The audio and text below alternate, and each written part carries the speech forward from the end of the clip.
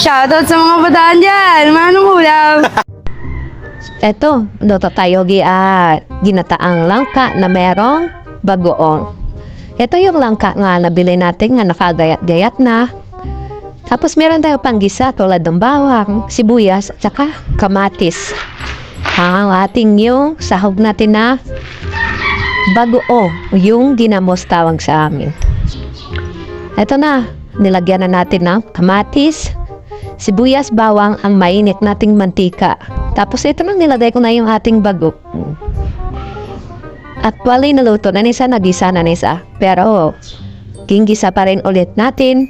Kaya ito galing pa to sa Negros yung ating bagoong. O, ginamos ang tawag sa amin yan eh. Ito na, nilagay ko na yung ating naginagayat-gayat na langka.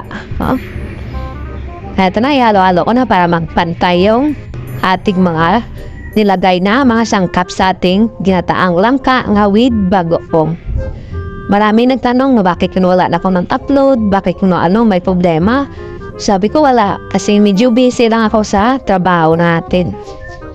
Minsan po tayo gabi na pagod, wala na tayo time nga maka-upload.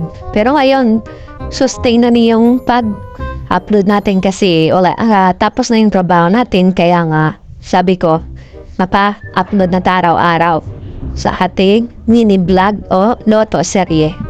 Heto na, nilaga na natin pag malambot na, nilagyan ko na siyempre ng ating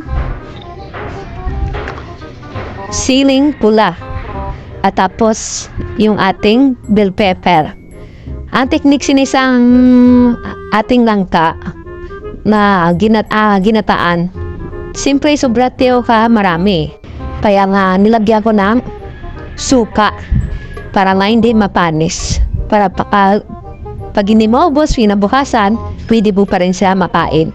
Or, lutuin mo ulit o lagyan mo ng munggo at saka dahon ng o talbos ng kamote.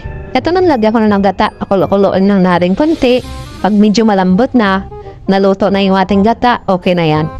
Tinikma ko na yan, nilagyan ko na ng mga sangkap. Sa akin, okay na to. Goods na to. Depende sa inyo kung anong panimplan nyo. Basta sa akin, okay na to. Medyo malapot na yung gata, yung nilagay natin. Kung nakapanood kayo sa video na to, ng simpleng ulam, thank you for watching. Gawin nyo to sa bahay nyo, sobrang sarap.